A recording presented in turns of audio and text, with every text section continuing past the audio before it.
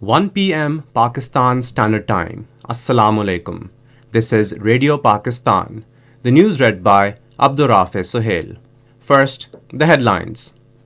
Addressing a meeting of Pakistan-Turkey Business Council in Istanbul, Prime Minister says there is immense potential of enhancing trade and investment relations between Pakistan and Turkey. Information Minister has felicitated Pakistan Television on its 58th anniversary being observed today.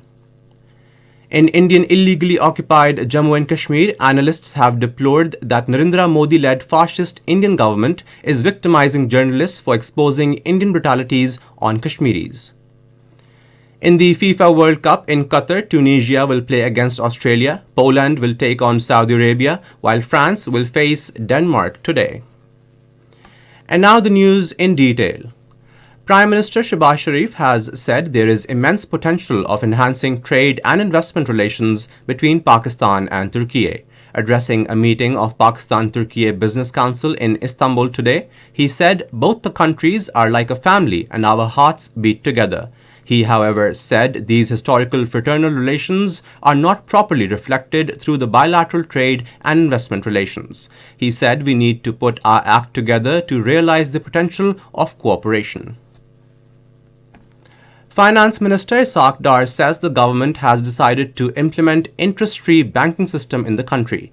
Talking to a private news channel, he said all appeals against the Federal Shariat Court's verdict for interest-free banking system have been withdrawn in accordance with the decision. The Finance Minister said a high-power committee has been formed, including all stakeholders, that would form a roadmap to achieve the desired aim of an interest-free banking system.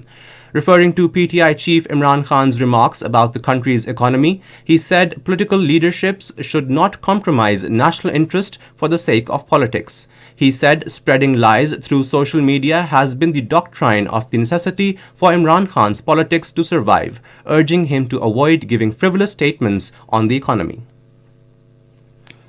The 58th anniversary of PTV is being observed today. In a statement, Minister for Information and Broadcasting Mariam Aurangzeb felicitated the national broadcaster and appreciated its contributions to promote the true identity of Pakistan. She said everybody will have to play its part to bring improvement in our society.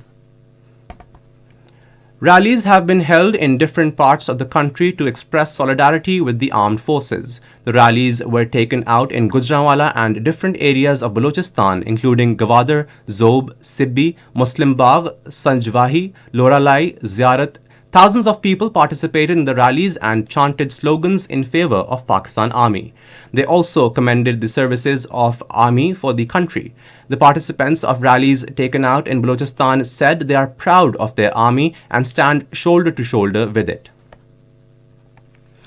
In Indian illegally occupied Jammu and Kashmir, political experts and analysts have deplored that Narendra Modi-led fascist Indian government is victimizing journalists for exposing Indian brutalities on Kashmiris. In their statements in Srinagar, they said the Modi regime is using different intimidating tactics to harass the journalists and force them to toe its line. They said Indian illegally occupied Jammu and Kashmir is the worst place for journalists to work freely and the media persons are abducted, threatened, tortured and killed by brutal Indian forces. They said the RSS-backed communal Modi government is using probe agencies like notorious National Investigation Agency and State Investigation Agency to frequently raid the offices and residences of journalists in the occupied territory.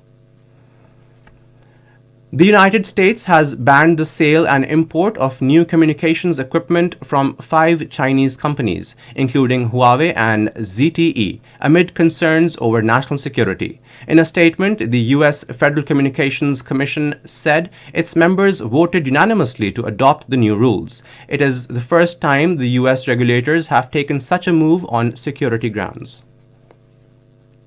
Ukraine's President Vladimir Zelensky says 6 million households are still without power after massive missile strikes hit the country. Speaking in a video address, he said blackouts continue in most regions and in Kyiv as well. In the FIFA World Cup, 3 matches will be played in Qatar today. In the first match, Tunisia will take on Australia at 3 p.m. The second match will be played between Poland and Saudi Arabia at 6 p.m., while the third match, France will face Denmark at 9 p.m. Pakistan Standard Time. And that is all for now. For more news and analysis, log on to our website radio.gov.pk and also watch live video streaming of our bulletins on the link facebook.com/Radio Pakistan News.